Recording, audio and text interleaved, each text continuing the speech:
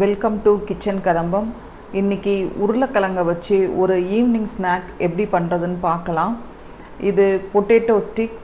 இது ரவா வச்சோ இல்லை மைதா வச்சோ செய்யாமல் நம்ம அரிசி மாவையும் கார்ன்ஃப்ளவரையும் மெயின் இன்க்ரீடியண்ட்டாக பொட்டேட்டோ வச்சும் இது எப்படி பண்ணுறதுன்னு பார்க்கலாம் வாங்க. இதுக்கு 3 உருளைக்கிழங்க நல்லா வேக வச்சு எடுத்துக்கோங்க.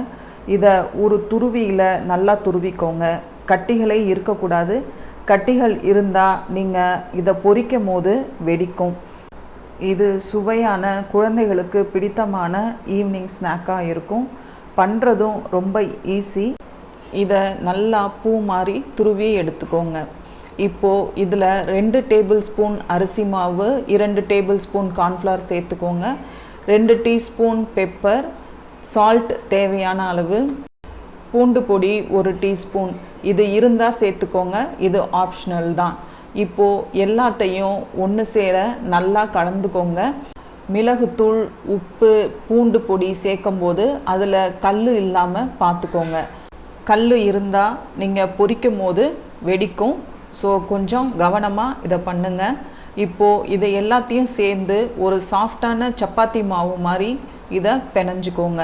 ரொம்ப மிருதுவாக இருக்கக்கூடாது, ரொம்ப கல் மாதிரியும் இருக்கக்கூடாது.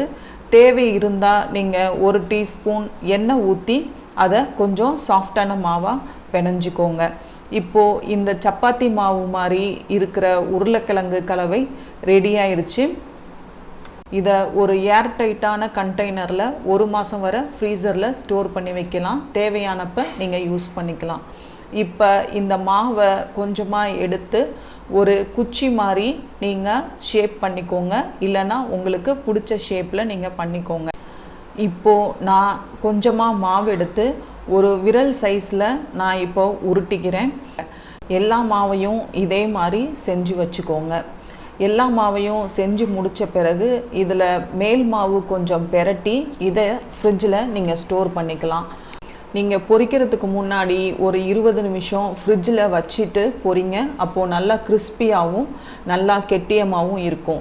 இப்போது மிதமான தீயில் நான் பொரிச்சு எடுக்கிறேன். இதை நீங்கள் பொறுமையாக பொரிச்சு எடுக்கணும். அதிக தீ வச்சிடாதீங்க, சீக்கிரம் கருகிரும். மிதமான தீயில் வச்சு பொரிச்சு எடுத்திங்கன்னா நல்லா கிறிஸ்பியாக சுவையாக வரும். இது எல்லாமே மேலே மிதக்க ஆரம்பிக்கணும். இப்போது மிதக்க ஆரம்பிச்சிருச்சு. இன்னும் பொன்னிறமாக வர வர மெதுவாக பொரிச்சு எடுங்க. இந்த உருளைக்கிழங்கு குச்சி நல்லா பொன்னிறமாக வந்துருச்சு. இப்போது நீங்கள் வெளியில் எடுத்துடலாம். சுவையான கிறிஸ்பியான டேஸ்டியான பொட்டேட்டோ ஸ்டிக்ஸ் தயார். குழந்தைங்களுக்கு பிடிச்சமான ஒரு ஈவினிங் ஸ்நாக்காக இருக்கும். ரவை மைதா எதுவுமே சேர்க்காம அரிசி மாவும் கார்ன்ஃப்ளவரும் சேர்த்து ஹெல்த்தியாகவும் பண்ணியிருக்கோம். ஸோ இதை நீங்கள் செஞ்சு பாருங்கள். செஞ்சு பார்த்துட்டு உங்களுக்கு பிடிச்சிருந்தா சப்ஸ்கிரைப் பண்ணுங்கள், லைக் பண்ணுங்கள், ஷேர் பண்ணுங்கள். வீடியோ நோட்டிஃபிகேஷனுக்காக பெல் ஐக்கானையும் ப்ரெஸ் பண்ண மறந்துடாதீங்க. தேங்க்யூ ஃபார் வாட்சிங் கிச்சன் கதம்பம். மீண்டும் சந்திப்போம். நன்றி, வணக்கம்.